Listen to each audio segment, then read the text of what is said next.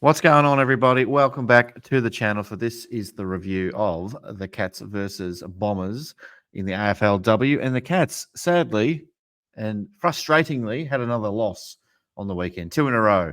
This time to the Bombers, up at Reed Oval in Warrnambool. And that leaves us at 3-3, sitting in 8th position on the ladder. Yeah, so after what was a pretty good start, the Cats fell away in what seems like a bit of a recurring trend to lose the game by 10 points. I'm getting disappointed. I'm getting to the point. I'm getting so invested in this team now that they promised so much in the final last year, and yeah, we're still 8th. And I don't know. I just expected top 4. That was my expectation going into this year, and the way we started, things were looking really good, and just the way we were playing our footy was looking great. But to be hanging on in 8th spot after 2 consecutive losses against Essendon, a second-year team, goodness me. So we're going to have to turn some things around. I don't know what's going to have to happen, but thankfully we're back home next week. And I'll get to the game shortly. But thank you for joining us. If you haven't already, please hit that subscribe button. We want you on board the channel if we can. A quick shout out to Chloe Shear. She played really well. Actually, before I get into that, let me just bring up the stats because that's important. So, yeah, Chloe Shear, a couple of goals there early. But sadly, looking at that, no more goals for the rest of the game for anyone. So that's not great, really. Basically, Essendon kicked 4 goals in the last 4 goals of the game, and we didn't touch it. Yeah, we maybe could have had a few more if we were kicking straight, but that wasn't to be. 2 goals, 7-19 to 4 goals, 5-29. Prasparkas, great again for us. Well, our version of Prasparkas. Their version had 33 touches. Ours had 26. Eamon McDonald was great as well, 22. And Eamonson, pretty good with 17 as well. But as I said, Prasparkas for them was in her 50th game. She was fantastic. Georgie Prasparkas in her 25th game. It's pretty funny that they both had a big milestone game together. Nan Scowen was also good for them, and so was Bonnie Toogood. I'm not going to make any puns about that name. I'm sure it's been done to death. In front of how big was the crowd? About 22,000 or something like that. No, it's 22,000. About 2,200, something like 2,832. There you go. So pretty big crowd for up in Warrnambool. I think they get maybe 1 game a year, so they're pretty happy with that. Probably other couple of mentions though. Darcy Maloney and Georgie Rankin, always smiling. Georgie Rankin never stops smiling. That woman, she's great. Both of them had 8 tackles, so I should mention that as well. But look, you look at the stats for the team, and we should have won this game. Really, we were +7 inside 50s. We just butchered it. We just couldn't use it when we were inside 50. Our effective inside 50s were 36% versus their 67 or 69%. So they were just so efficient when they got it in. A lucky bounce will help sometimes. Basically bounced at a right angle, went through for a goal for them at one point. We lost a free kick count. Say what you want about that, but there's probably a few there we could have maybe been paid marks or free kicks, whatever. Didn't happen. Georgie Prasparkas gets held at every contest, but that's fine.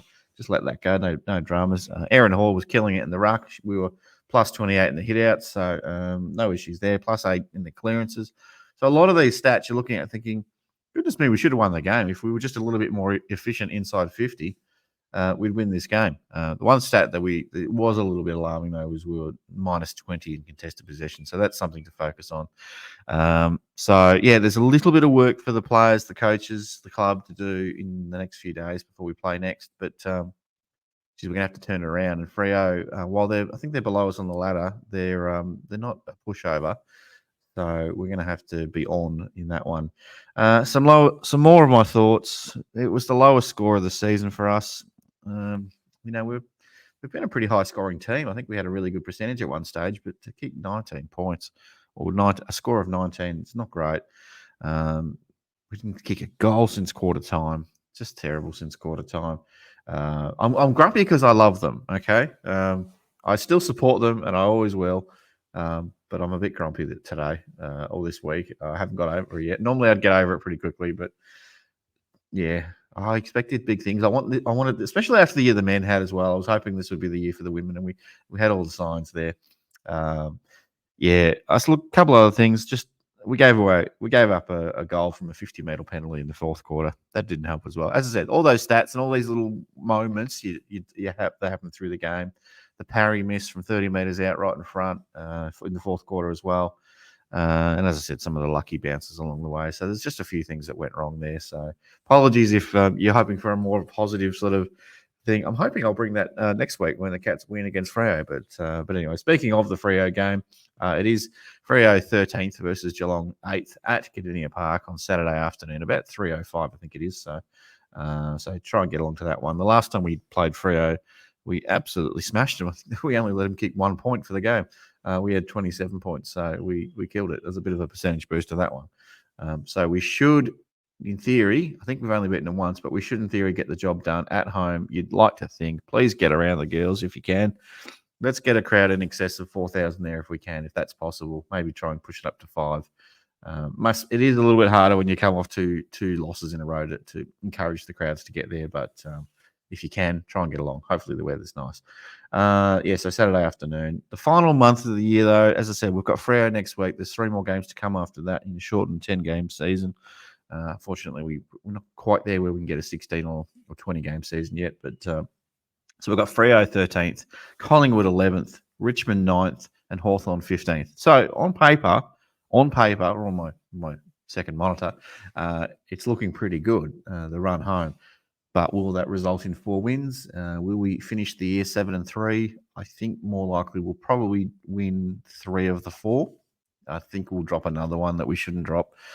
And we'll end up somewhere in the realm of 5 to 8th on the ladder. There's still a possibility of finishing in the top 4.